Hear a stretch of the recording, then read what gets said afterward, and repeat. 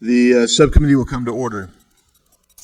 Without objection, the chair is authorized to declare recess at any time. We welcome everyone to today's hearing on the Foreign Intelligence Surveillance Act, and appreciate our witnesses being here. And I do apologize because I like you, Ms. Jackson Lee. I was down at the Judiciary Committee room on the first floor, just wondering where everybody was. But that's the way it goes. So I will now recognize myself for an opening statement. I welcome my colleagues to this important hearing, and I want to welcome our witnesses. Thank you for being here. FISA, the Foreign Intelligence Surveillance Act, has shown to be a powerful tool for United States intelligence. But the United States intelligence community has shown they cannot be fully trusted to retain this vast power. In fact, I cannot think of an example of when a powerful intelligence tool was not abused in the United States in this way. When we give power to the federal government has abused that power seemingly every time. In my experience, we have a saying that when a man gets power or thinks that they have power, they almost always tend to abuse it. And I think that's the case here. President Obama's IRS had to apologize after targeting conservatives. President Biden's DOJ targets Catholics and characterized worshipers as adhering to a radical traditionalist Catholic ideology. Just last week, the Judiciary Committee learned that the Biden campaign, without any governmental power, peddled a conspiracy theory that the Hunter Biden laptop was Russian disinformation to affect the outcome of an election. And they did this without FISA. A former CIA official testified to this weaponization committee that then Biden campaign senior advisor, now Secretary of State Anthony Blinken, played a role in the inception of the public statement signed by the current and past intelligence officials that claimed that the Hunter Biden laptop was part of a Russian disinformation campaign. A Twitter user was just sentenced for up to 10 years for election interference for tweeting a meme, a joke that fewer than 5,000 people saw or believed. How many people believed this election effort in the Politico article, quote, Hunter Biden's story is Russian disinfo, dozens of former Intel office officials say.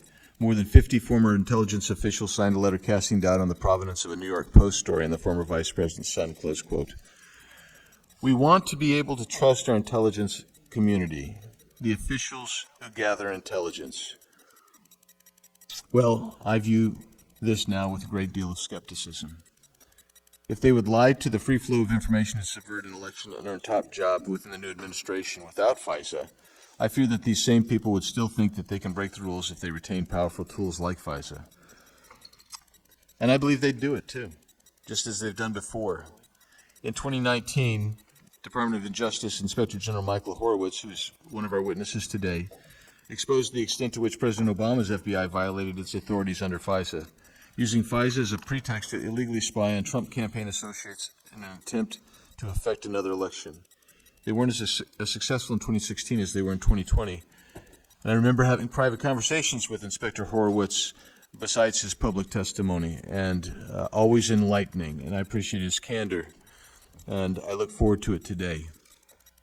At that time in his investigation, Inspector General Horowitz analyzed a sampling of 29 applications to the FISA court to authorize surveillance. In 25 of them, there was unsupported, uncorroborated, or inconsistent information in the Woods files, which are procedures for ensuring the factual accuracy of information contained in FISA applications. The FBI was unable to even locate the Woods files for the other 4 applications. Further review by the Inspector General revealed that the FBI failed to recognize the significant risk posed by systemic noncompliance with the Woods procedures. In those 29 applications which were reviewed, the Inspector General found over 400 instances of noncompliance with the Woods procedures. The FISA court, the FISC, approved all 29 of those applications.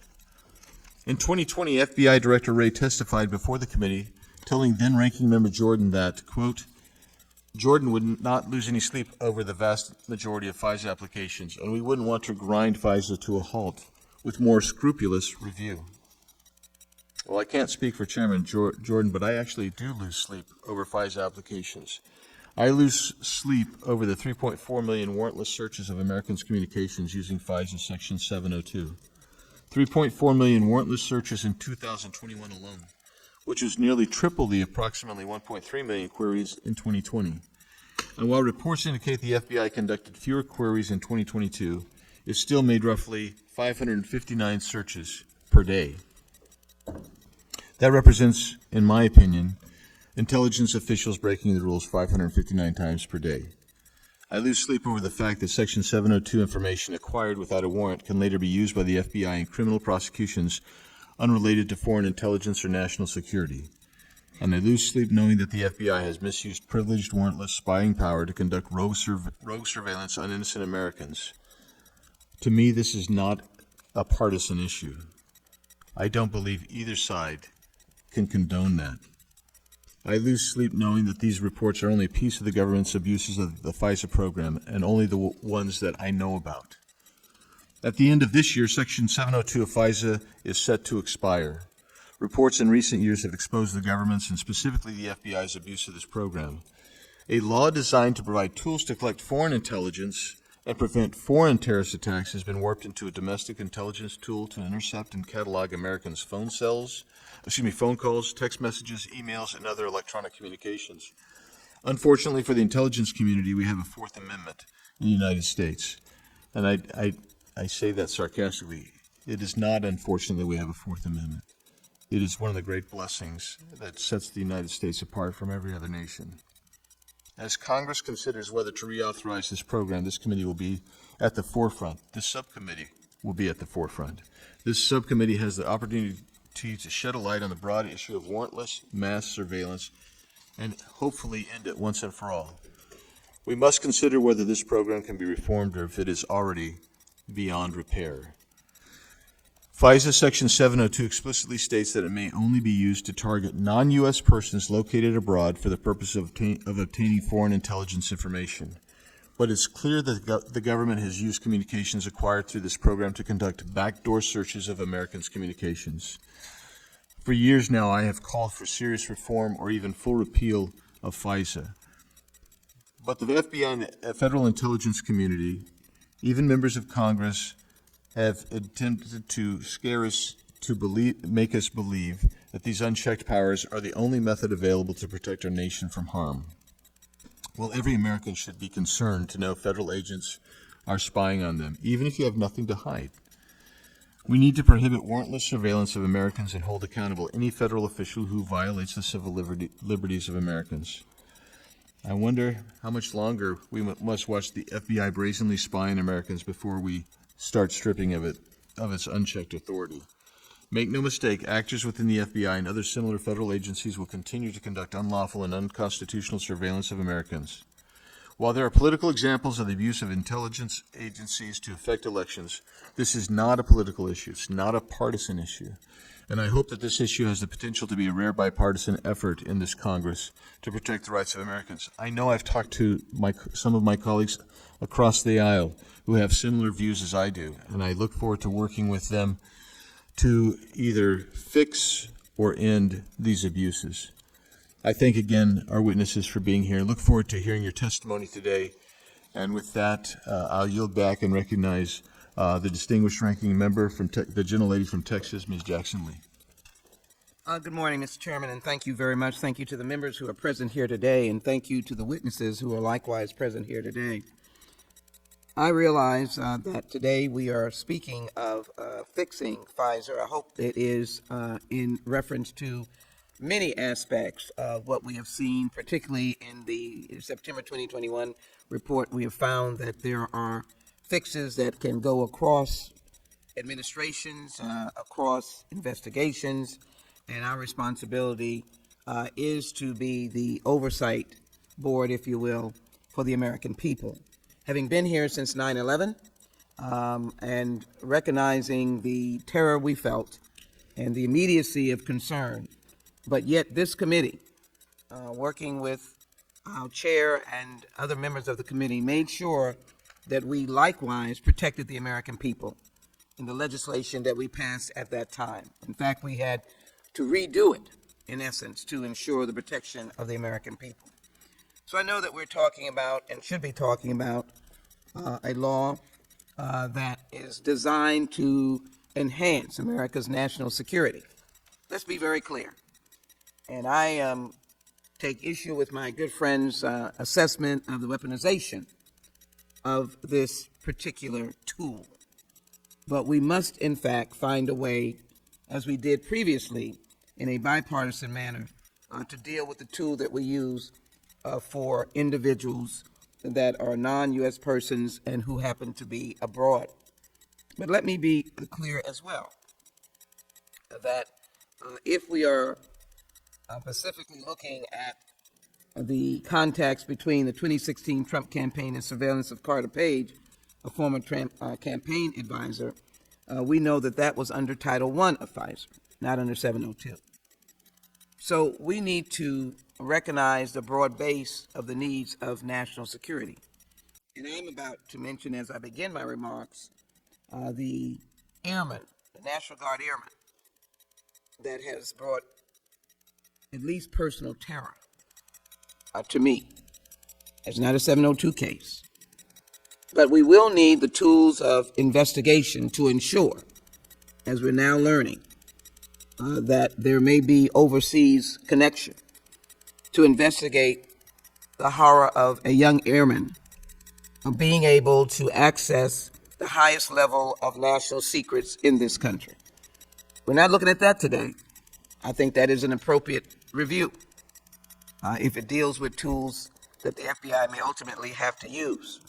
I, for one, certainly hope that justice is rendered and that the gentleman faces sufficient punishment to know that this is not something that you fool with. Today, we should be looking at not fooling with America's security and doing it in the right way and ensuring that the tools are stood up, but they're stood up right. So I thank you for convening today's hearing on the Foreign Intelligence Surveillance Act. As the important and sometimes controversial Section 702 of FISA is set to sunset this year, hearings before this subcommittee will be critical to sorting out the record of privacy compliance by the intelligence community during this last reauthorization period. I expect that today's witnesses will offer us insight on the performance of the intelligence divisions under Section 702 and be distinctive in what we're talking about here today. We're not on a fishing expedition today. Maybe it will be necessary forthright. But under Section 702 and critique compliance efforts implemented in recent years to ensure that U.S. persons are not needlessly swept into our international surveillance web. The Foreign Intelligence Surveillance Act was passed in 1978 to curb abuses in the collection and use of intelligence information, foreign and domestic. Under the original provision of FISA, collection of foreign intelligence required the government to show not only that there is probable cause to believe the target of intelligence surveillance is an agent of a foreign power, but also that foreign intelligence gathering is the primary purpose of the collection. As I indicated when we had to take a look at this under the U.S. Patriot Act 2001 in the aftermath of 9/11 and beyond, the government need only show such probable cause and that foreign intelligence gathering is merely a significant purpose of the collection. That was framed around the fears of 9/11. In the wake of 9/11, the intelligence gathering needs of the nation and advances in technology required the government to devote substantial resources to obtaining court approvals based on a showing of probable cause to conduct surveillance against terrorists located overseas. Witnesses before this committee testified that these standards frustrated intelligence gathering and stated that the intelligence community was collecting only approximately 2/3 of the foreign intelligence information that was collected prior to legal interpretations that require the government to obtain individualized FISA court orders for overseas surveillance. In response to this situation and the evolution of technology, Congress enacted the FISA Amendments Act of 2008. The FAA authorized the government to collect massive amounts of information through the targeted surveillance of foreign persons reasonably believed to be outside of the United States without a warrant. With such massive amounts of information being collected, invariably, information involving U.S. persons in the U.S. whose information is not constitutionally subjected to targeting might be collected. However, the statute includes protection for U.S. persons who may be on the other end of these communications. The FAA requires intelligence agencies to design targeting procedures which limit the scope of collection before the government acts and minimization procedures which limit the use of information about U.S. persons after the government incidentally collects the information, rightly so for the American people's protection. The Foreign Intelligence Surveillance Court reviews these procedures for legal sufficiency. The FISA Court is an indispensable and must play a meaningful role in ensuring compliance with the law, and Congress must have regular access to information about the extent of U.S. communications being collected and the authority to require of U.S. persons are being scooped up through the surveillance of a target. That is crucial to fit into our constitutional infrastructure. The intelligence community reports that it adheres to both the letter and the spirit of the law. But remember, with nearly all of this oversight conducted in secret, the public has no choice but to take the government at its word. And that's why we're here today in an open, non-classified briefing and hearing. With the war in Ukraine and other political instability around the globe, we clearly live in unstable times, requiring our intelligence community to maximize its resources to keep America safe from threats both foreign and domestic. America and its allies face continuous national security threats from foreign nations and terrorist organizations. Foreign agents from rival nations continue to spy on the United States, and Al-Qaeda and other terrorist networks continue to plot attacks against America. America's security cannot be guaranteed at the border alone. And I remind of my early remarks about the young airmen. Congress must ensure that our national security agencies are able to gather foreign intelligence information from foreign terrorists and nation states so that we can stop threats before they reach our shores. It is clear that FISA and Section 702 have proven successful in achieving this goal. But as we consider reauthorization, we must also ensure that the constitutional right of U.S. persons are not compromised in the process. The objective of any authorized program of foreign intelligence surveillance must be to ensure that American citizens and persons in America are secure in their persons, papers, effects, while making terrorists everywhere else in the world insecure. Finally, the best way to achieve these dual goals is to follow the rule of law.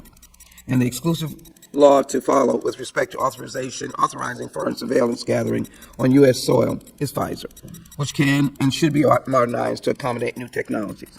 Therefore, as we consider reauthorization of Section 702, we must examine the existing privacy safeguards and consider further modifications to ensure Americans' constitutional rights are protected, as we've done in previous years.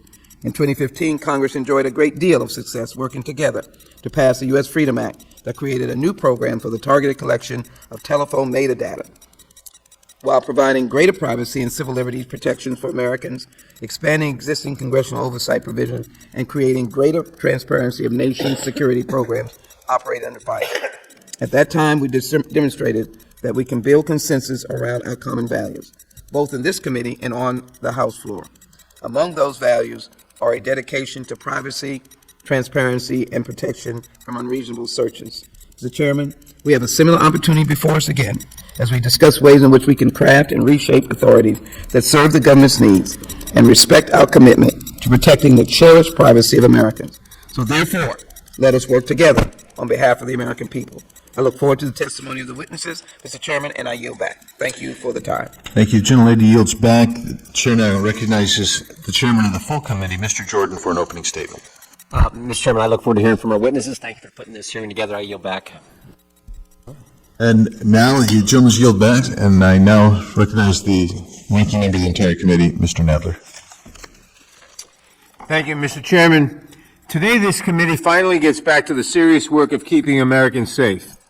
Safe from those who seek to do us harm, and safe from those who might trample on our civil liberties in a quest to keep our country secure, no matter the cost. Section 702 of the Foreign Intelligence Surveillance Act is scheduled to sunset on December 31st of this year. I myself have never voted to reauthorize Section 702.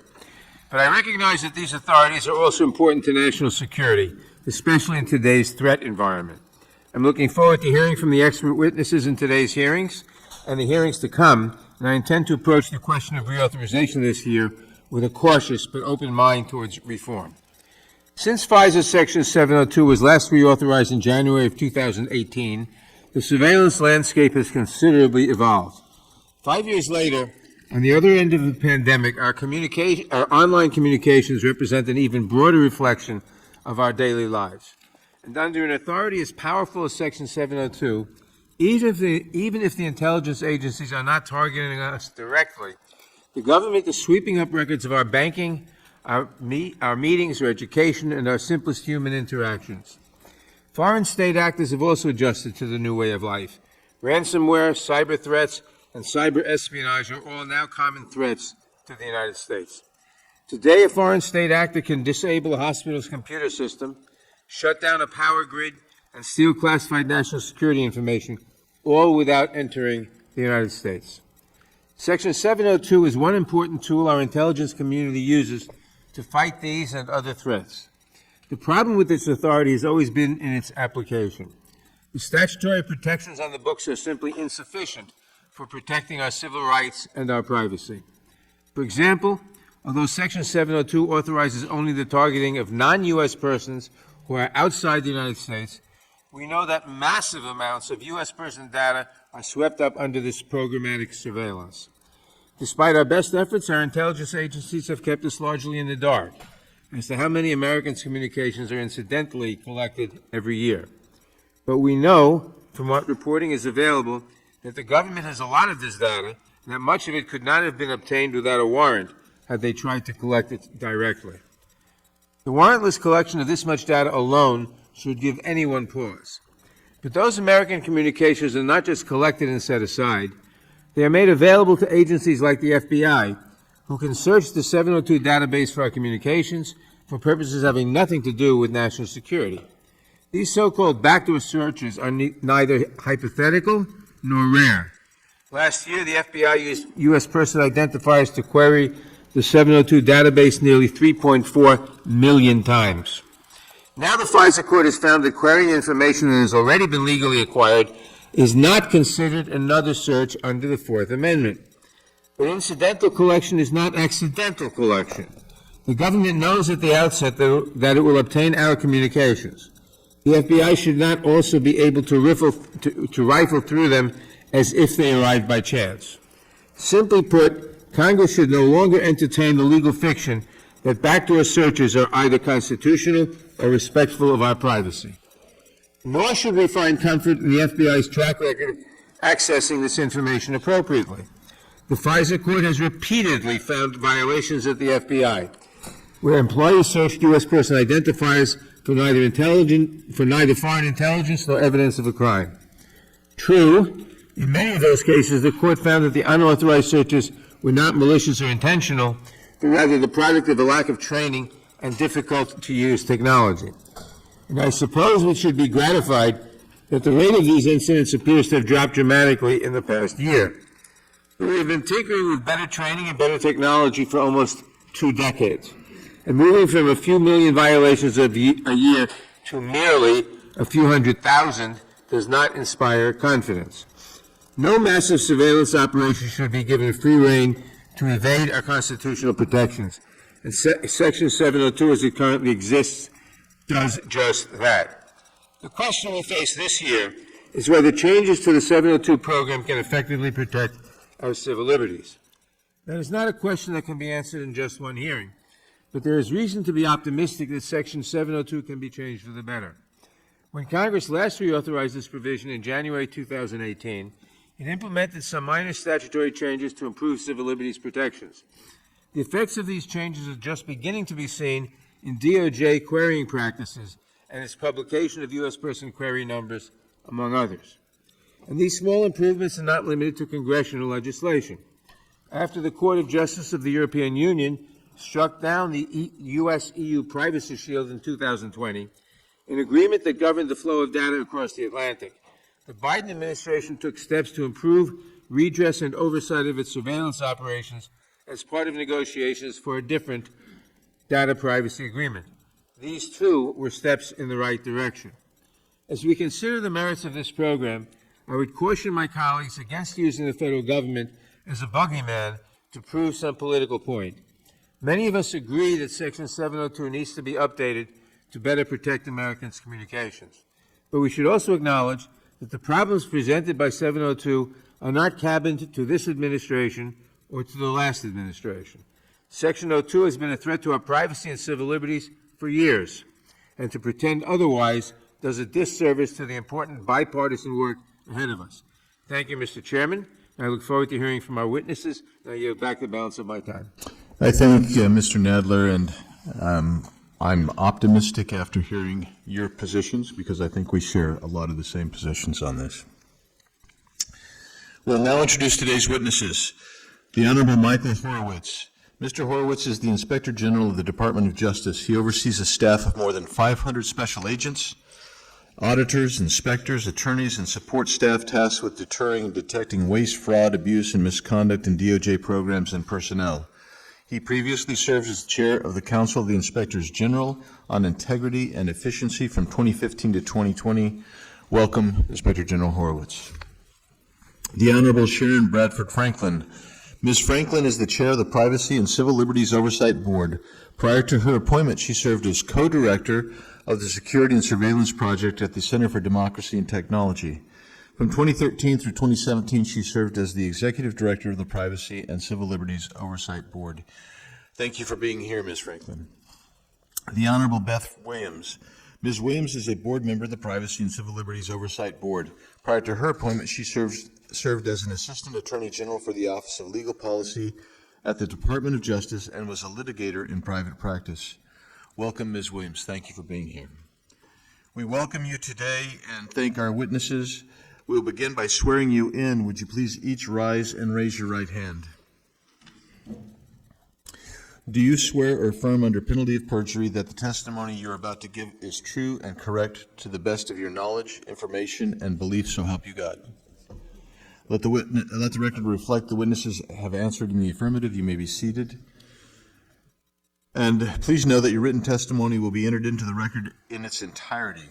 Accordingly, we ask that you summarize your testimony in 5 minutes. And as I let you know at the beginning, I'll let all our members know as well.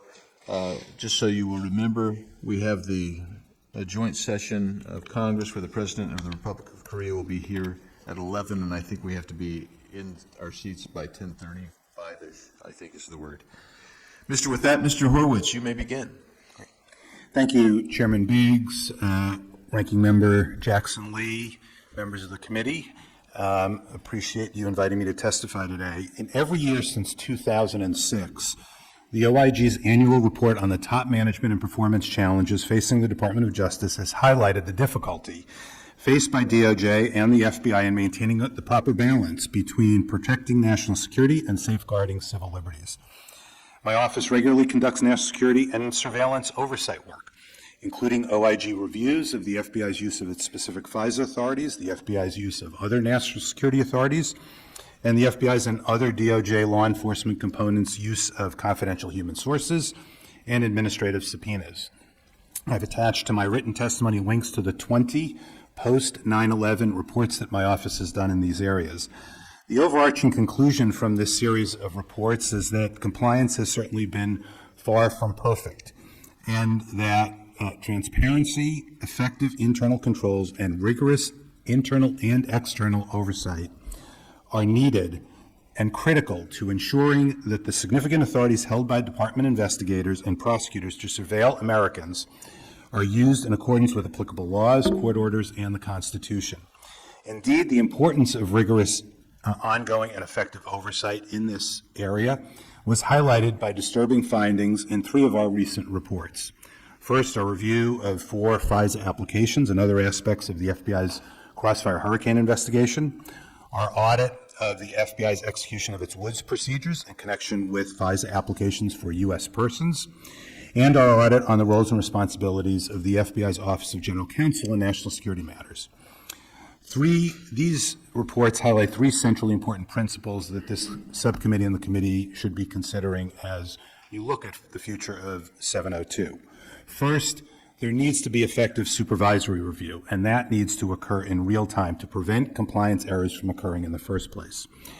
In our experience, effective and strong supervisory review helps detect and prevent errors before they occur. And in connection with both our Crossfire Hurricane review and our Woods review, we identified significant inadequacies in the supervisory review, as we reported on, that could have had a meaningful impact on how those programs were conducted. Second, effective, routine, and regular internal oversight is needed to identify and address any program weaknesses. With any program, but particularly with a national security program, DOJ and FBI must have their own effective internal auditing and compliance functions and controls to ensure that they're complying with laws, rules, and regulations, and, of course, the Constitution. During our Woods procedures audit, we actually found that they did have such procedures and were doing such audits. The problem was they weren't looking at the results so that they could make effective reforms and make changes. We've seen recently that the FBI and the department has created a compliance trends analysis group and an Office of Internal Accounting. Those are important steps. We will be reviewing those as we look at our recommendations and consider whether and how those actions have affected compliance. Third, the significant issues that we've identified demonstrate the need for strong, rigorous outside oversight. That's the kind of work we've done. We're going to hear from the Privacy and Civil Liberties Oversight Board, the work that they've done, and others to ensure that to ensure there's compliance and to ensure that recommendations are followed and implemented. One of the things that requires is timely access to information and records. This committee and the Congress took an important step in that regard in 2016 with passage of the IG Empowerment Act. Though that work is also resource intensive. Our recent work on the Crossfire Hurricane and Woods audits required well more than a dozen of our staff to work on those matters for an extended period of time. We've appreciated the strong support that Congress has given us through the appropriations committees, and we look forward to continuing that work with the support of the Congress. Look forward to speaking further with the subcommittee about how the work we do and our future, what we've done and our future work can continue to ensure that the department operates with integrity, with efficiency, with accountability, and in compliance with all laws and, of course, the Constitution. Thank you. I look forward to answering your questions and appreciate being here today. Thank you, Inspector General. And now, Ms. Franklin, you may begin. Chairman Biggs, Ranking Member Jackson Lee, and members of the committee, thank you for the opportunity to testify before you today.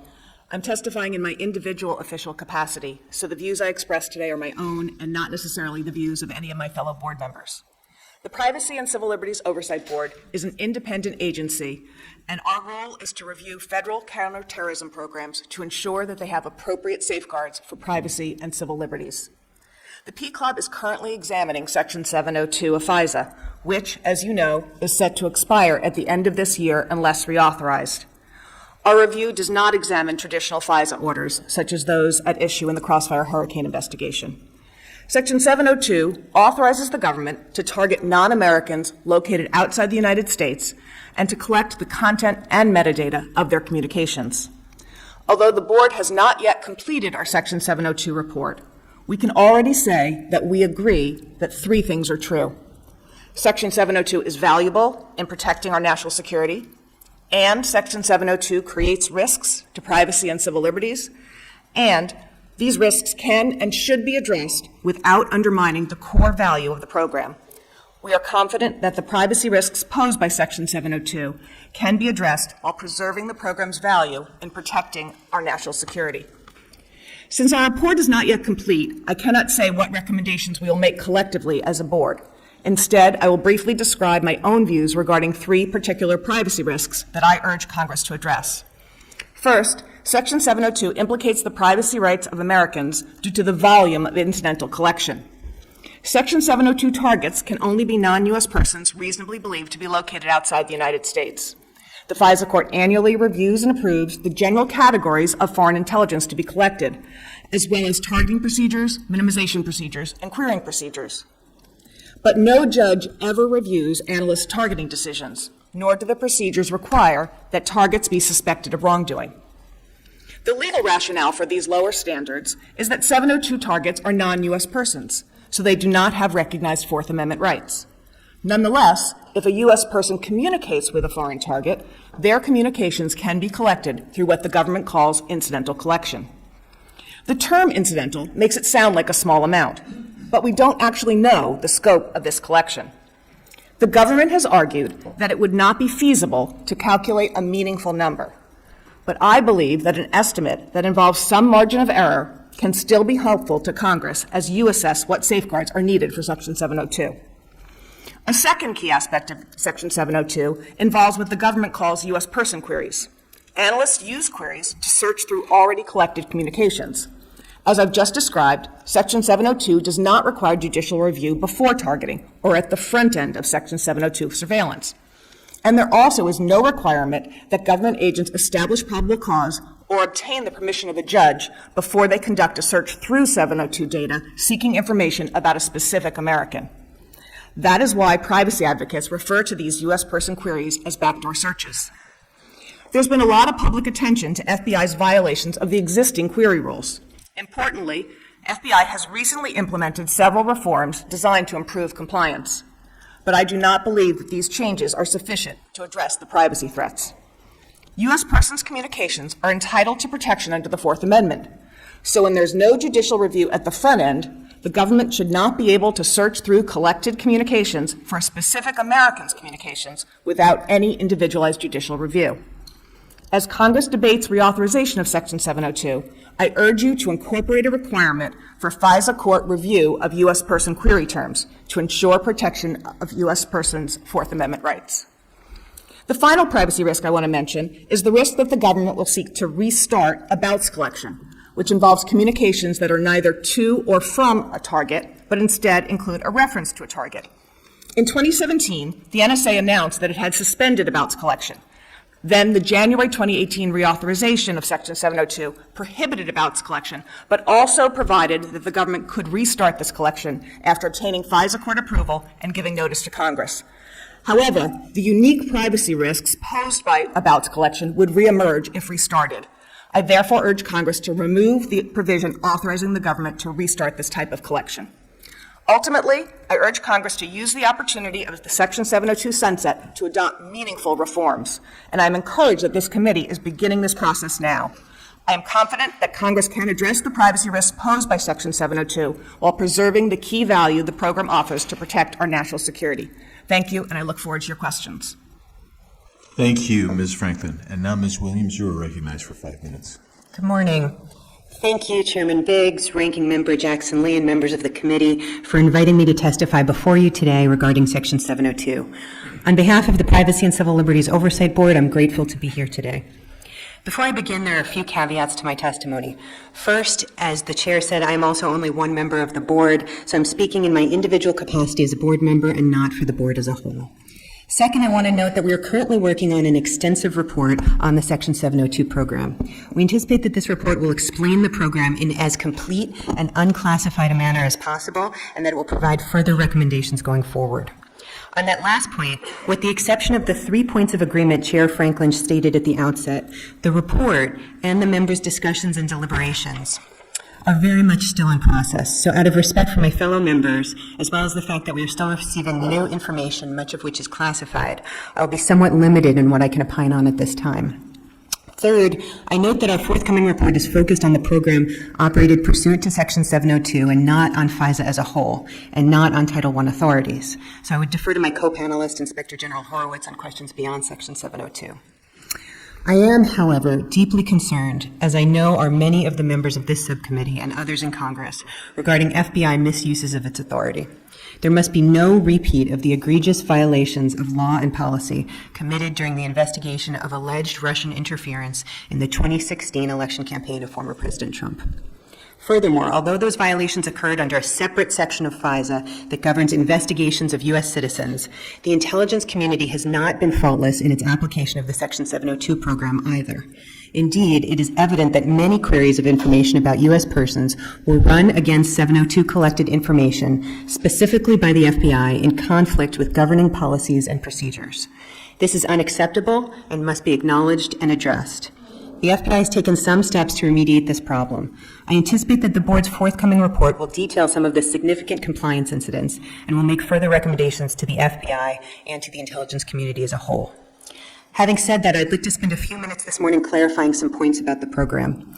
To begin with, Section 702 does not permit targeting of U.S. persons. Also important, Section 702 is not a bulk collection program. Instead, the program targets specific non-U.S. persons abroad about whom an individualized determination has been made that they are reasonably likely to possess, receive, or communicate foreign intelligence information. That intelligence information has led to the discovery of previously unknown terrorist plots directed against the United States and our allies, enabling the disruption of those plots. It has assisted and protected our troops abroad, and it has been used to identify and to prevent multiple foreign attacks on our critical infrastructure. There can be no question that the program is extraordinarily valuable to the safety and well-being of Americans. In contrast to some of the query and compliance issues that I mentioned, we also have not seen significant compliance problems with regard to the collection of information. Indeed, in the most recently released joint assessment of the program, the NSA targeting compliance incident rate was 0.08%. During the same reporting period, the FBI targeting compliance rate was 0.007%. This means that the intelligence community is largely avoiding improper collection under existing law and policies. That is, they are not improperly targeting U.S. persons or persons reasonably believed to be located in the United States. As you are deliberating on how to improve Section 702 going forward, I'd like to offer two topics for your consideration. First, what the FBI considers sensitive queries are crucially important.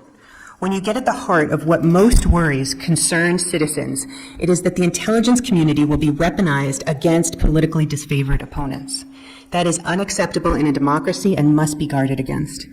Recently and belatedly, the FBI put in place procedures that require heightened review for certain queries, such as those involving elected officials, members of the media, and religious figures. In the most sensitive cases, review is required by the Deputy Director of the FBI personally. Congress should look closely at these enhanced pre-approval policies and consider whether this requirement might be codified, strengthened, or reviewed by the FISC. Finally, Congress might consider how Section 702 derived information could be used in the context of vetting, both for immigration purposes and for individuals applying for high-level security clearance.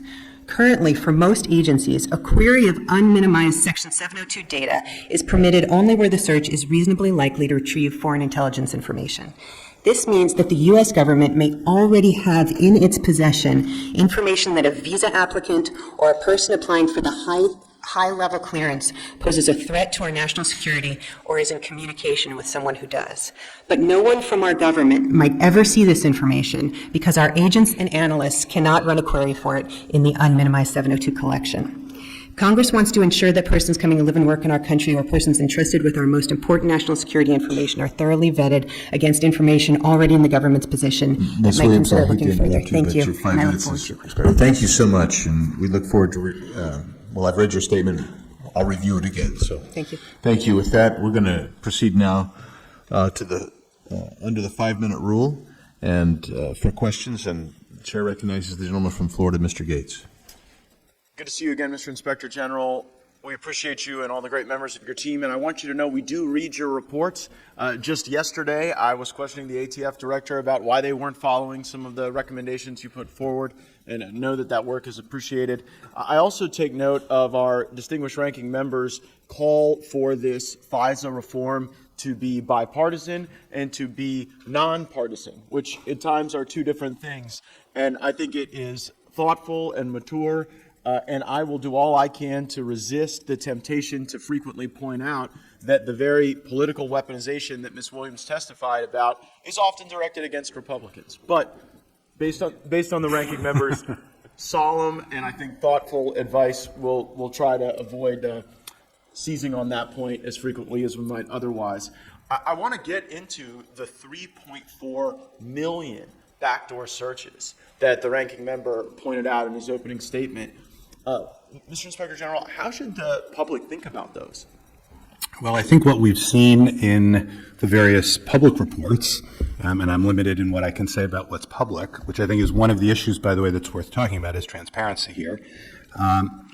It's obviously very concerning that there's that volume of searches, and particularly concerning the error rate that was reported on in the last 2 years in the public reporting. Now, and that error rate was what? I believe it was around 30%. I think, fellow members, I think it's around 30%. Well, 30%. I'm a lawyer, not a mathematician, but 3.4 million, about 30%. You're talking about seven figures of error in terms of these searches. I'm wondering how many people can perform these backdoor queries? I'm going to defer to board members because you have the review ongoing. I'm afraid I don't have those figures at my fingertips in terms of the number of people that can conduct those types of searches, but I share the concern expressed in the question that we need to have greater safeguards, and I urge Congress to incorporate a requirement for FISA court review of these kinds of searches to protect Americans' Fourth Amendment rights. 3.4 million backdoor searches, more than 1 million of them in error. If I represent to you that we believe there may be north of 10,000 people in the federal government that can perform those queries, would anyone here have a basis to disagree with that assessment? No. So FISA is unique in our jurisprudence because it's not an adversarial process. Most of us think about justice where there's a lawyer on one side, a lawyer on the other, and then a judge or a jury makes the decision. But here in FISA, you've got just one team and the referee, and you don't have a defense attorney or an advocate there to point out these things. Given that FISA isn't adversarial, how does that increase the importance of the Department of Justice taking the recommendations of the Inspector General as you've laid out over the years? Congressman, I think it's critical, and you're exactly right. It was one of the concerns we saw in the Title I work we did on the Carter Page FISAs, which is, to some extent, the FISC is relying entirely on what the government tells it. So in some respects, it's unfair to look to the FISC to try and do the kind of work that, as you noted, a defense lawyer would do. I was a federal prosecutor. I was a defense lawyer as well. There's a search for the truth. I'm a little annoyed they don't hold the federal prosecutors in contempt who come before them and don't present complete evidence. Can I just I'll just say on the Carter Page FISAs, one of the problems that we found, and one of the serious problems we found, was the FBI was sitting on information and wasn't telling the prosecutors that information. If I was in a civil litigation environment in North Florida and I was withholding evidence that the other side had a right to, I would expect a judge to sanction me. I know you don't oversee the court, but perhaps a message that they would absorb. And speaking of messages to absorb, we have this non-adversarial process. We have these 3.4 million backdoor queries, more than 1 million of them in error, and it just doesn't seem like DOJ is listening and they're as quick on the uptake as they should be. In 2019, you write a 478-page report detailing the problems. In 2020, you publish a management advisory that lays out the problems. In 2021, you lay out additional reforms, and it seems as though every time you write a report and then the DOJ comes in and tells us that they now have fixed everything and have seen the light, and then you write another report showing that there hasn't been sufficient compliance. I know there's a report coming after this hearing, but I think that just continues the cycle until we constrain these authorities. The gentleman's time has expired. Chair recognizes the gentlelady from Texas, the ranking member, Ms. Jackson Lee. Thank you very much. Good morning. Ms. Franklin, when Congress reauthorized FISA in January of 2018, we added a provision requiring the Attorney General to develop procedures for querying information in the 702 database to be reviewed by FISA court as part of its annual certification. Can you explain why having clearly defined querying procedures can help protect Americans' Fourth Amendment rights? Thank you for that question. Yes, I agree that requiring specified querying procedures is important. Previously, the rules that applied to querying were contained in minimization procedures. They have now been fleshed out and documented further, and we just had a release recently this week by the FBI of a public version of their querying procedures. And having clarity can help prevent the kinds of compliance violations that we have seen. However, I would urge that those are not sufficient. I believe that in addition to having specified rules, which are approved by the FISA court, Congress should incorporate a requirement that individual queries be submitted to the FISA court for review to ensure full protection. So in any reform, you would add the individual queries as well for clarification and transparency Yes, within the intelligence community.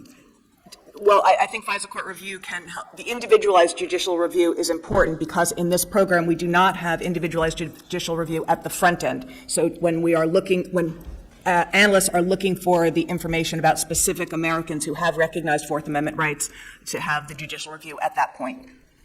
Thank you. Inspector General Horace, in the 2018 reauthorization of Section 702, Congress made some small changes to the law to attempt to protect U.S. persons whose communications may be swept up in 702 collections.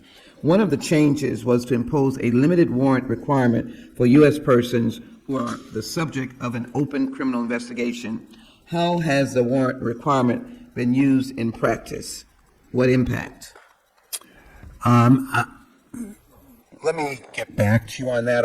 I want to make sure that I'm fully informed on that. I have not looked at that recently, and I want to be careful on how much I can say in a public forum at this point. Frankly, one of the challenges in talking about the use of these tools is how much remains classified and how only in the last recent months have we seen information coming forward. So I need to get back to you if I can on that, Congresswoman.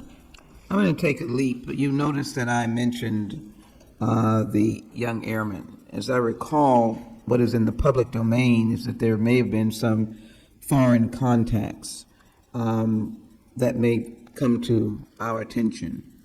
How would, we were all appalled at that. I'll just take a brief moment on that before I ask Ms. Franklin a very quick question. We were all appalled at that, so I want to just frame what we need to do to secure 702, but just give us, if that was the case and if there was a need to engage, how the 702 would be utilized. So I think the important point, I'm not going to talk about any specific case. As a general matter, what you mentioned is the need to get a warrant in certain circumstances.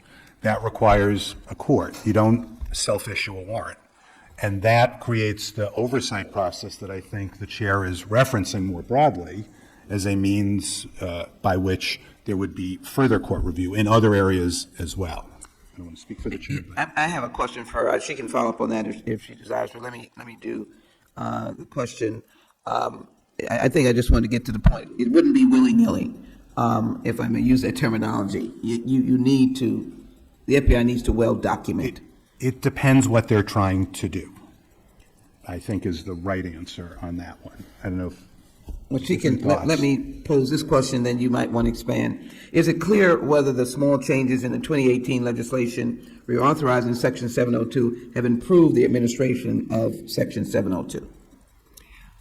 Thank you.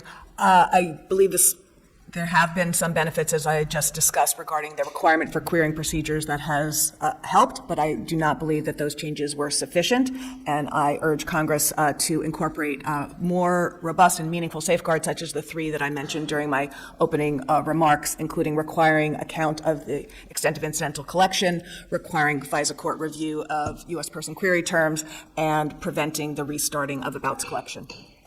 I thank the witnesses. I thank the gentlelady. With that, I recognize the gentleman from Wisconsin, Mr. Tiffany. Thank you, Mr. Chairman.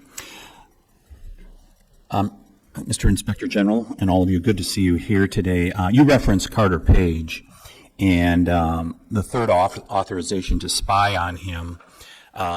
And there was a lie that was told to the FISC by former FBI attorney Kevin Kleinsmith. He ended up getting a sentence of 12 months probation, 400 hours of community service. And now, over the last week, it has been exposed as a result of the work of the leadership of this committee that the Secretary of State colluded with the intelligence community to lie to the American people about Hunter Biden's laptop. How effective will the reforms of Section 702 be if we can't trust our intelligence agencies? Justice, FBI, NSA, can we trust them to reform? From my standpoint, I think it's all about verifying and controls and oversight. You have to build in the appropriate controls for these programs. And I think we've seen over the years, despite, as the ranking member just indicated, changes that have helped improve the process, they clearly haven't been sufficient. Do you have a couple of mechanisms that you suggest that should be added? Well, I think one of the things that clearly is being talked about is what the chair just mentioned about greater oversight by the FISC, by the Foreign Intelligence Surveillance Court, of various authorities under 702. I think there needs to be greater transparency. I think this notion that we get, we did a review recently of the FBI's Office of General Counsel and how it interacted with NSD, and in the course of that, we found they had two differing views of what the querying standard was for 702 queries. And that's highly problematic. We would not have known that, the public wouldn't have known that unless we did our report. Having greater clarity, clear rules, public, transparent rules, rather than having this come up on the eve of every reauthorization, where there all of a sudden seems to be more and more transparency. Thank you, Ms. Franklin, Ms. Williams. You can both, either of you can take a shot at this.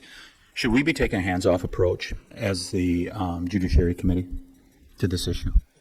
No, Congressman, you should not be taking a hands-off approach, and I am encouraged that this committee is starting its consideration of Section 702 now with the upcoming sunset at the end of this year. And I'd like to agree with the comments made by the Inspector General. It's important to pair reforms with rigorous oversight by Congress, by the Inspector General, and by the P Club and others. So why don't I just follow up with my next question then, Ms. Williams? So, we hear the sky's falling from some if 702 goes away. Isn't there a backup to that? Congressman, I wish there were. It's not like the intelligence community doesn't have other authorities, but I don't think, this specific authority allows and puts actually some privacy safeguards, but I agree not enough on the collection of information. But I would just say also, I think you really put your finger on it with your last question, because you said, should we trust? And obviously there's a long way to go to regain trust. From my perspective, as an oversight body, I feel like it's not my job to trust. It's our job to look at what's actually going on, to put strong guardrails in place, and to recommend them to all of you. Are you familiar with Executive Order 12333? I am. Yeah. Would that provide more or less protection than 702? Well, it provides a different set of protections. It involves foreign collection overseas. It wouldn't apply with regard to communications that are traversing U.S. soil. Mr. Horowitz, do you care to comment on that? Well, one is a presidential executive order, the other is a statute. They are in two different spaces, but from my standpoint, having a clear congressional decision and statute is preferable than having internal guidance that executive order is public, but what we've seen mostly in 702 is internal guidance and querying standards that, for example, were not public, the most recent ones, until the last few days. Thank you. I think there's a broader question here. Is the FBI's fixation on politics undermining crime fighting in America? I think about the Parkland shooting, horrible incident down in southern Florida. The FBI was warned about that. Are they misallocating resources at this point? Are they so focused on politics that they're not fighting crime in America, which this committee has shown very capably that we have a crime epidemic in America? I yield back. Gentleman's time's expired. Chair recognizes the gentleman from New York, Mr. Nadler. Thank you, Mr. Chairman. Ms. Franklin, the chief concern that everybody here seems to have is the incidental collection of information about American citizens when we're targeting a foreign citizen abroad.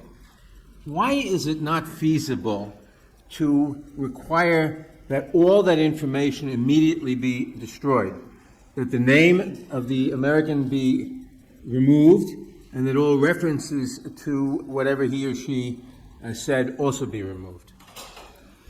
Thank you for that question.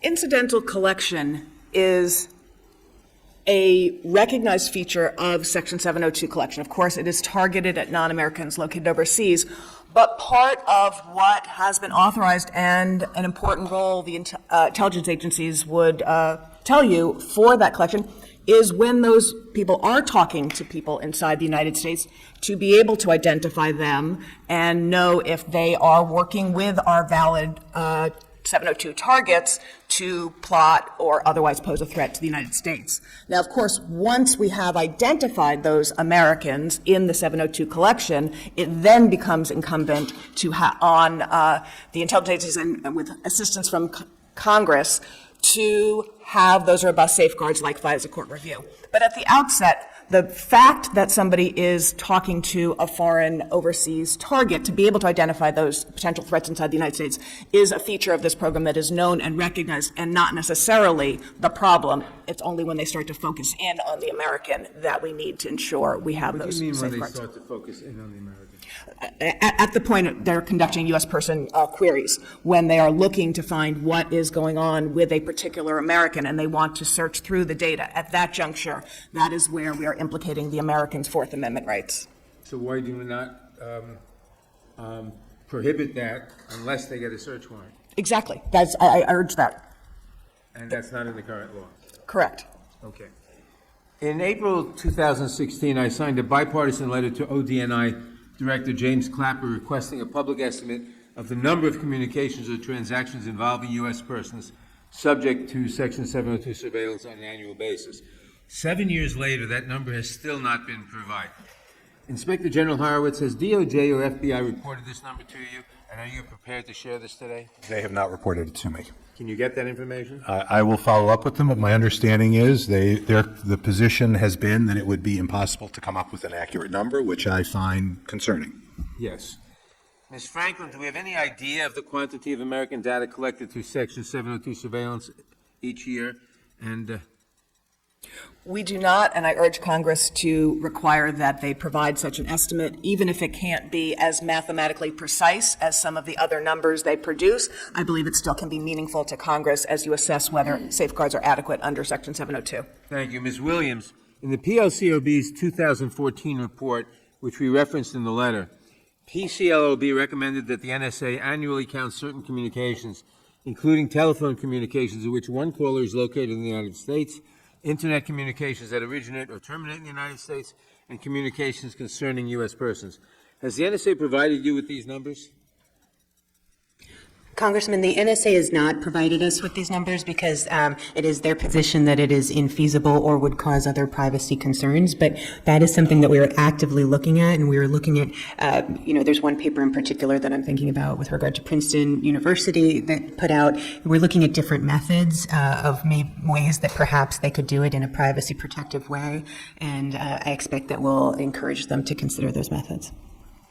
Thank you. Ms. Franklin, after Section 702 data is collected by the NSA, certain sections are made available to intelligence agencies. The 702 database often includes the communications of Americans swept up in 702 surveillance. Do we know who at the FBI has access to that information, and what safeguards, if any, exist to limit the number of people with access to the 702 database? The FBI does have in place requirements that agents undergo training on an annual basis in order to maintain their access to 702 data. So there are some safeguards in place in that regard, and I think that is important. Thank you very much. I yield back. Thank you. Chair recognizes the gentleman from Texas, Mr. Nels. Thank you, Mr. Chairman, and thank you, Inspector General Horowitz. I served in law enforcement for 30 years as a sheriff for 8 of a large county. We served hundreds of warrants, if not thousands, throughout my years in law enforcement. And I can tell you to obtain a warrant, we had to find a judge. We had to establish probable cause. If you didn't meet that threshold, the judge wouldn't give you the warrant. Reasonable suspicion didn't meet the standard. It was probable cause. And this I agree with because I think it was there. The whole purpose was to protect people and their Fourth Amendment right. Can you explain the process the FBI uses to obtain a FISA warrant specifically? What is required to show probable cause? So on the Title I side of FISA, when they're going to seek a warrant like they did in the Carter Page circumstance, they need to show that there is sufficient evidence, probable cause to believe that the individual they're seeking the warrant against may be an agent or could be an agent of a foreign power. Yeah.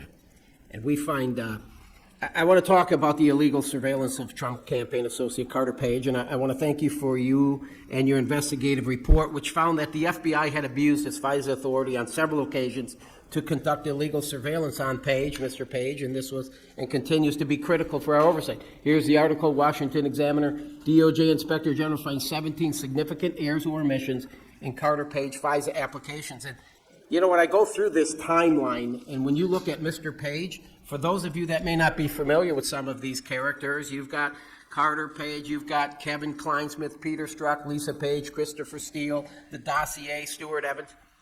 And this Carter Page was a great American. 1993, he graduates from the Naval Academy. He serves in the Navy 5 years, worked as an intel officer before rising to the rank of lieutenant. 2000, he goes to work for Merrill Lynch in London. 2004, Merrill Lynch promotes him to deputy branch manager in Moscow. He leaves Merrill, becomes an international energy consultant based in New York, and travels primarily from London to Moscow. And the CIA begins debriefing Page about his contacts with Russians in 2008.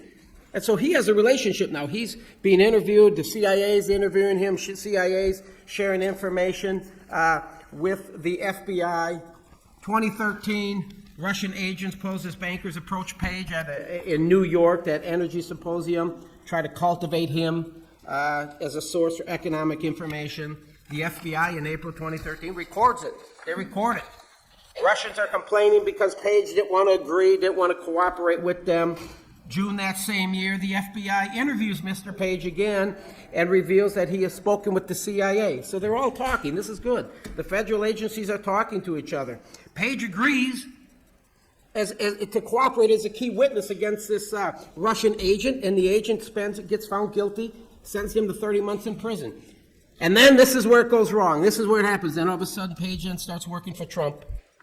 And that's where these individuals, the Christopher Steele, the former British intel agent, he brings the Steele dossier together. Hillary Clinton hires Fusion GPS to dig up the dirt on Trump. And this is the problem we have. We can see that it was all out there to go after Trump, to dig up dirt on Trump. The FBI knew Page was a credible man, but they ignored all this. They get warrant after warrant after warrant, and we take it all the way up through 2017. And then eventually they find out Mr. Page didn't do anything wrong. They sentenced Mr. Kleinsmith. I didn't think they gave him enough time. They sentenced him to 12 months probation, 400 hours of community service. But when you look at what happened to Mr. Page because he joined the Trump team, Mr. Page's previous years serving his country, doing a great job, cooperating with the FBI and the CIA, they turned this guy now into some type of a villain, some type of a Russian agent. All in the name of what? To go after Trump in the Trump campaign, to make Trump look like he was in collusion with the Russians. And I don't have time to go through the whole story, but what safeguards have been in place? What safeguards have been in place to ensure this doesn't happen in the 2024 election, especially given that Donald Trump is the leader of the Republican Party? What are we going to do? So we made a series of recommendations in both our review of the Crossfire Hurricane matter and the Woods review that we did. We have a series of recommendations. Most of those have been addressed, but not all of them. We continue to follow up to make sure that what has been done is been implemented effectively and works. Thank you. I certainly hope so. God bless our country. I yield back. Yeah, thank you.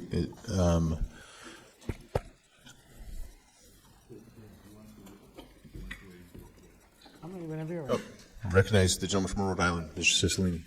Thank you, Mr. Chairman. I want to thank the witnesses for being here today to testify and to answer our questions about this very important issue.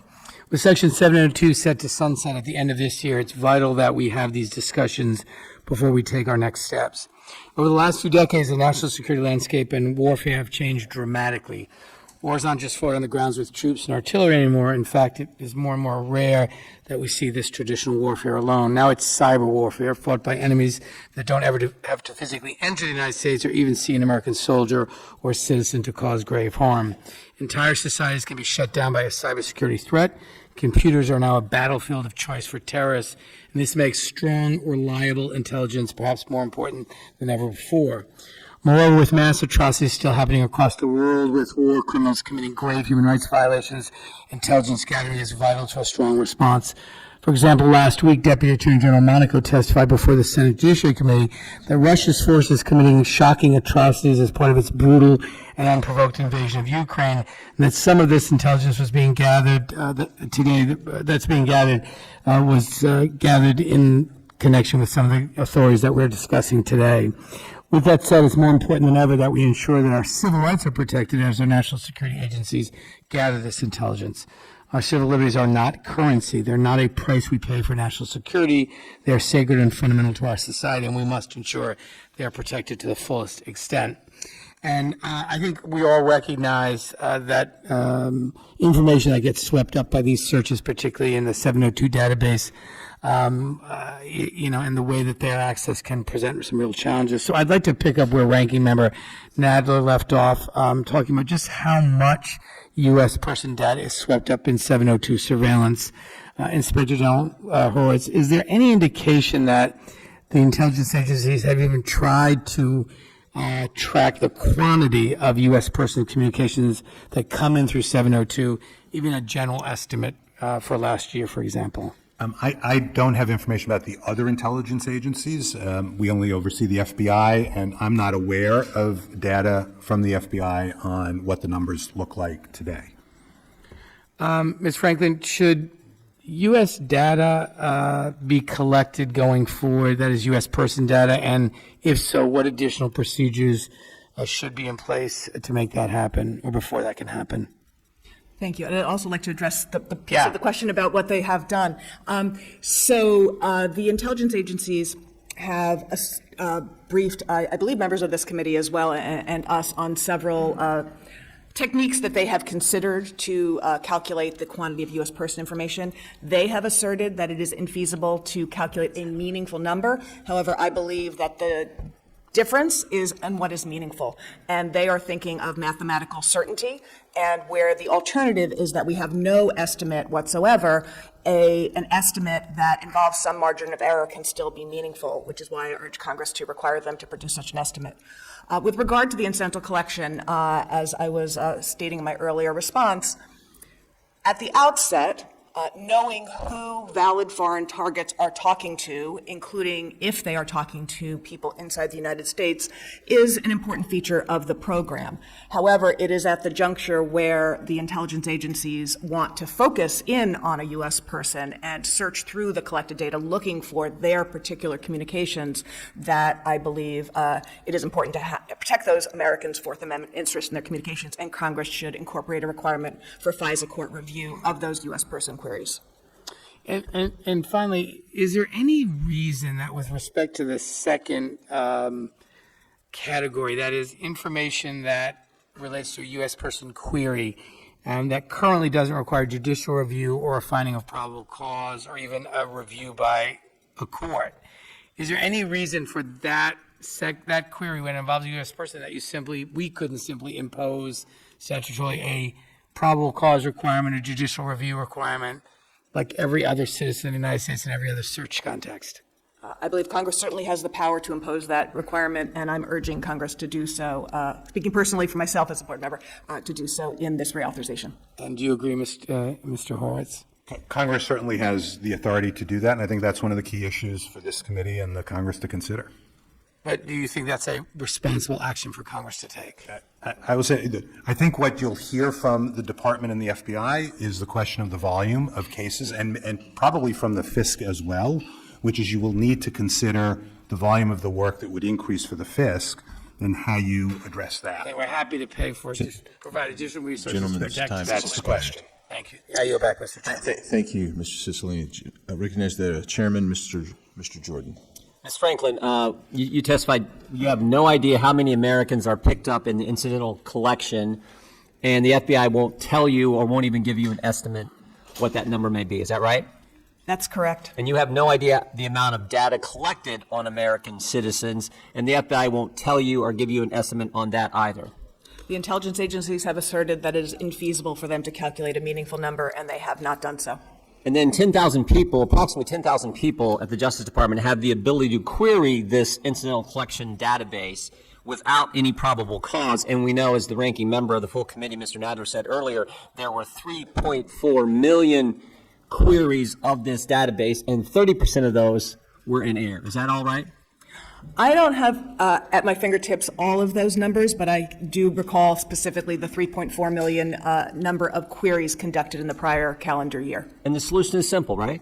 Require probable cause if you're going to query this database on American citizens. As I have stated, I urge Congress to require that the FISA court review those U.S. person query terms before they. Ms. Williams, do you agree? Well, Congressman, that's something that we're looking at right now. I think you put your finger on it, which is that you want to increase privacy and civil liberties as much as possible for U.S. persons. The pros of that is that it would make it harder to run a U.S. person search. The con of that is that it would make it harder to run a U.S. person search, and so you know there's a balance there. Americans are being picked up in this incidental collection. We don't know the number. My guess is it's pretty darn big. They won't tell us. And without probable cause, that database is being searched 3.4 million times with all kinds of error rates, as Mr. Gates in his round of questioning determined earlier. How about if we just get the FBI out of the business altogether? I think the question is, Well, if the FBI can't query this database, you can't query it with, don't even mess with the problem, just FBI can't query this database on American citizens. Look, the FBI has a long way to go to regain public trust. And the question is, I think if the FBI is not doing these searches to figure out who in the United States is talking to terrorists abroad, who is going to do it? And so the concerns are real. And who's going to do it? We got other agencies that do it already. We do it well. We have agencies, but do you want to, there's a risk of turning the CIA or NSA who look outward, inward on Americans, and we don't want to. We're not allowed to do that. Right. CIA's not allowed to do that. Exactly. We're not going to change that. Exactly. No way. I mean, this committee, you guys are on. You guys are on the Privacy and Civil Liberties Board. That's what the main function of this committee, the Judiciary Committee, is to protect the Constitution, protect the bill. That's our fundamental responsibility. And 702 is up for reauthorization. This is the most important thing we're probably going to do this Congress. Get this right. Not let it continue with the data that you all understand. That's our focus. Should be our focus. The fact that I think we can get bipartisan, nonpartisan, we can get agreement here on protecting those liberties, I think is just so darn important. When's the report going to be ready? Many of you have referenced that. I think all three of you referenced it in your opening statements. When's that coming? Not able to give you an exact date. We are working hard. There's a lot of complex information. Well, let me ask this question. Is it going to be ready before December 31st? Yes. Okay, that's important. And we're working on this now. I mean, I want to thank the chairman for calling this hearing. This is something we had all Republicans met yesterday. We had a 1-hour meeting on this issue alone. We're trying to figure out exactly what is best to protect Americans' privacy rights, their fundamental freedoms. The sooner we get that report, I think that's helpful information, the better. Any idea again? We're aiming for this summer. Sooner the better. With that, Mr. Chairman, I yield back. And again, I thank the chairman for putting this hearing together. I thank you, Mr. Chairman. With that, we're going to go into recess until the sound of the gavel so that people can go to the joint session of Congress. Okay. With that, we're in recess.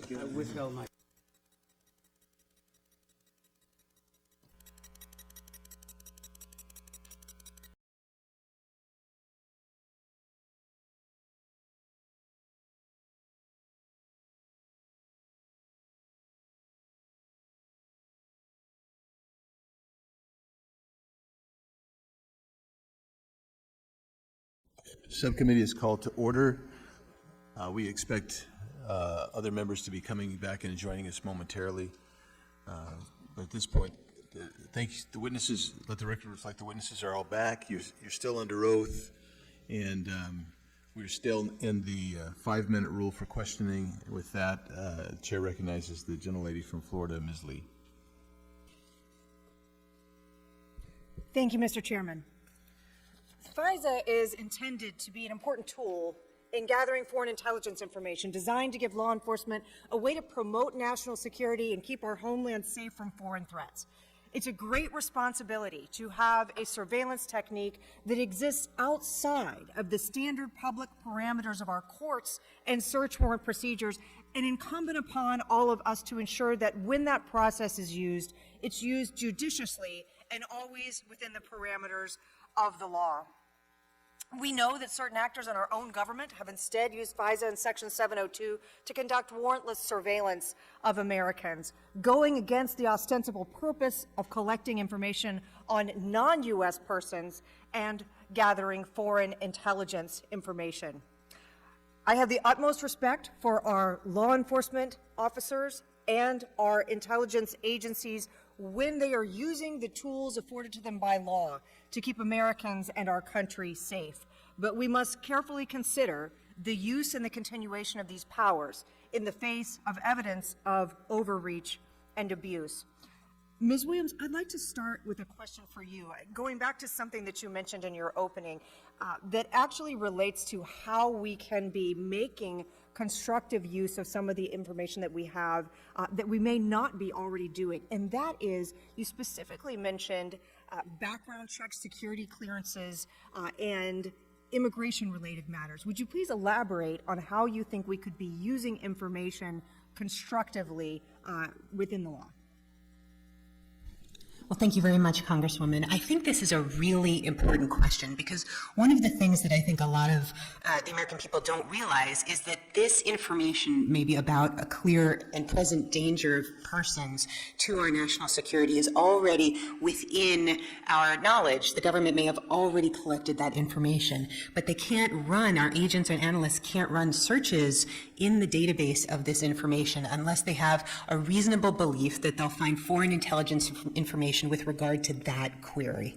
And so one idea for Congress to consider is for visa applicants or for people who are applying for high-level clearances to require them, when they apply for these things, to consent to these searches so that you don't have to have a particularized reason to run that search. You can ensure that these are people who are not talking to foreign terrorist targets overseas, not in communication with those people, not in concert with those people before they enter our shores and come to work in our country. Now, I also want to just follow up generally. When it's being used properly, with whom is 702 acquired information shared? So 702 acquired information is shared basically on a need-to-know basis. So if an agent runs a query for a purpose, that information can be communicated to other intelligence agencies who may have a need to know that for their own either domestic law enforcement purposes or for their own investigations. And in the conduct of your review and analysis of that information and its actual use in practice, do you have ongoing and continued concerns about whether that standard that you just articulated for us is being followed? So we're taking a look at it. Part of that is the minimization procedures, right? Especially for U.S. persons. So when there is a finished intelligence product, any U.S. person identifier would have to be masked. I think one of the questions, one area Congress may want to look at and that we're looking at is, are the masking guidelines appropriate or should they be tighter? So if somebody wants to unmask an identity, should there be more transparency about when that happens? Should there be more guardrails about when that happens? So in particular, are there specific reforms or recommendations that you would make to us to help distinguish, to help confine appropriate use of the tool and also limit inappropriate expansive overreach? Absolutely, and I think that's exactly what we're hoping to do as a board, to provide these recommendations. Two of the areas that I mentioned in my statement, so the special investigative matters for Congress people, for elected officials, journalists, religious figures, that I think is one ripe area, and the other vetting, but also unmasking, I think are the areas that we would, some of the areas that we're focusing on as a board. Thank you, Mr. Chairman. I yield back. Thank you. Gentlelady yields back. I yield time to myself, recognize myself for 5 minutes of questions. So I'm going to begin with you, Mr. Horowitz. You mentioned earlier today that the FBI and DOJ lawyers had a different understanding of the querying standard. That's what I understood your testimony to be. That seems to that's a fairly significant revelation. FBI, which conducts the queries, didn't share the same understanding of the query standards as DOJ, who's supposed to give the FISC accurate information about how the FBI is using Section 702. What was the misunderstanding? What is or is it persistent, and what is that misunderstanding? It was differing interpretations of what evidence was, what the purpose was, and in going forward with the searches. They were both looking at the same language, and having a differing understanding of what the language was with regard to the querying standard. So it wasn't they were making their own standards up. There was a standard there, and they had differing views of what that was. And as we reported on it, it has since been addressed by the department in the querying standards that were released last week, where it became clear, that were released publicly last week, that were done well before that, that made it clear that, in fact, the NSD lawyers were more correct in the approach they were taking than what the approach was of the FBI OGC. Are you telling me that it's been, you think it's been resolved then? The dispute has been resolved with these new standards. What I can't tell you is how it's being implemented because it's recent, but that is one of the issues that we're planning to follow up on, because as you know, whenever we do these and release recommendations, we then follow up to make sure that what we've been told has addressed it has in fact addressed it. Okay, so well, we hope that it's solved going forward in any way. Well, we hope that they are aligned in understanding it and that their understanding is reasonable and appropriate, and that's the thing we're going to follow. That is what we will be asking questions about. Okay. And I'm going to ask, well, I'll ask all of you this question, because part of the problem that I've always had with this is the FISC itself. It is, there's just a few judges. It's behind closed doors. There doesn't seem to be overt review, no transparent review of whether the judges themselves are following the law appropriately. What would you do to make or understand how to make the FISC work more appropriately to protecting Fourth Amendment rights and protections of U.S. citizens? I'll start with you, Ms. Williams. Sure. I think that's an excellent question because you're right. There's not a lot of transparency around the FISC. One of the things that has been done is the introduction of an amicus, and that's someone who comes in. There's a few people to represent the interests of the other side, so that there actually is an adversary process. And one of the considerations, I'll speak only with regard to 702 because that's what we're focusing on, is whether there should be an amicus appointed for the annual 702 certifications. Right now, there's not, and that's one of the potential recommendations that we're thinking about. Thank you, Ms. Franklin. So I'd like to build on that and just clarify. There's no requirement for the amicus to come in for Section 702. Typically, there is, but that's not necessarily required for the FISA court to appoint one. But I have done prior work on the issue of the amicus. Back in 2014, the Privacy and Civil Liberties Oversight Board, as part of its report on the Section 215 program, actually recommended something that the board then called special advocates. This preceded the codification by Congress of the requirement for the amici, and it was stronger in recommendation than what ultimately became enacted in law. And so I would continue to urge that, consistent with the original recommendations by the PCLOB, that the role of the amicus be expanded and strengthened to expand the number of cases, the types of cases in which they are required to be appointed, including Section 702 annual recertification and sensitive investigative matters. Also, that they have access to all information relevant to the proceeding that they are participating in. And finally, that they have the ability to petition for appeal to the FISA Court of Review, or from there on to the Supreme Court. Thank you. Mr. Horowitz, my time has expired, but I recognize the gentleman from South Carolina, Mr. Fry. Mr. Chairman, I yield my 5 minutes to you for further questioning. Thank you. Mr. Horowitz, would you please continue with your answer? I will. Building on what my two fellow panelists mentioned, that is something that concerned us, the lack of an adversarial process in connection with the Carter Page FISAs, and that the problem being that agents, when they swear out affidavits, are likely never to have to face cross-examination or any testimony that would be challenged by an adversarial party in that process, because it's not like a criminal case. In a criminal case, having worked as a prosecutor, you understand that at some point you're going to produce that to the defense, and if the case goes to trial or if there's a pretrial hearing, the agent may be under oath in a witness stand, and that focuses the mind in making sure that you've got every detail and fact correct. So I think that's very important. I also would suggest considering how to make it more, as you referenced, transparent. How do we find out, how does the public find out sooner about decisions, about key findings? And I think one of the challenges has been, much as it's been for our reports, my guess for the P Club's reports, is getting through the clearance process, the security review process, and how long it takes.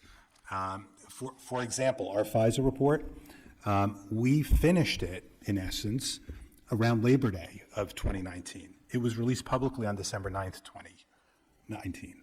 And during almost all of that time, it was in the classification review process, and exactly what was going to be able to be made public and what could not be made public. Okay, so I hope that maybe you'll include some of those recommendations for the FISC itself in your report going forward as well. Ms. Williams, in your earlier testimony, and I wrote it and I had it right here before the recess, so I'm going by memory, but I thought I jotted down something about the general collection process. I think you said it's not meant to be a bulk collection of data or information, but it seems to be a bulk collection of data or information, and the question is U.S. citizens getting caught up in that somehow. I would like you to elaborate on how it is bulk, it is broad, and then how do we somehow get back, and you guys, this is what the whole hearing's been about, you've been talking about this, but how do we get it so where U.S. citizens on U.S. soil are protected, because the intention of this is non-U.S. citizens not on U.S. soil? Yeah, you got a mic up. Yeah. So that's exactly right. So the reason I made the statement that it is not a bulk collection is because that was what the P Club unanimously said in our 2014 report, that this is not a bulk collection program. And what that means is that before any collection can be done on any foreign person overseas, usually the NSA has to do very detailed targeting to make sure that it's not a U.S. person, there's a foreignness determination, and to make sure that there is a expected collection of foreign intelligence information. So every single person is targeted, and that's the compliance rate that I talked about that was low. They're doing pretty well on that. But your question, which is then the U.S. people who get caught up on that, the incidental collection are U.S. persons who may be communicating with those targets overseas. Yeah, I mean, so I was fascinated by the statement you kind of threw offhand, and you kind of did earlier when you testified to this, and I would like everybody, we only have 48 seconds left, so it'd be fast. When you said the compliance rate was low on the bulk collection, I want to hear about that. Yeah, and I'm sorry, I may have misspoken. So the compliance error rate was low, which means that they are generally collecting in the way they should be collecting. Okay. The query error rate is high, which is once the information is collected, are they searching the collected information appropriately, and that's where there are more errors. And this is what we were talking about earlier, and I think that the actual query error rate was 3.2%. Is that what, I think that's what the actual query error rate is, 3.2%. Or would you please check, Mr. Horowitz, and verify on that? Yes, it's dropped significantly, okay. And I think that's where we are currently. Okay, great. Or the most recent data, I should add. Thank you so much. And I yield back to Mr. Fry. And I yield back, Mr. Chairman. The gentleman's time has expired. And actually, no one else being present, I again thank the witnesses. We look forward to hearing from you, look forward to seeing your reports. I'd urge the earlier the better, because we're really going to try to do something. We don't want to wait till the last minute. We want to make sure we have a good product that will result from some of your testimony. We'll have additional hearings. And please, if I think we've asked for some data, if you could please respond to that. That would be awfully kind. And with that, thanks again, and we are adjourned.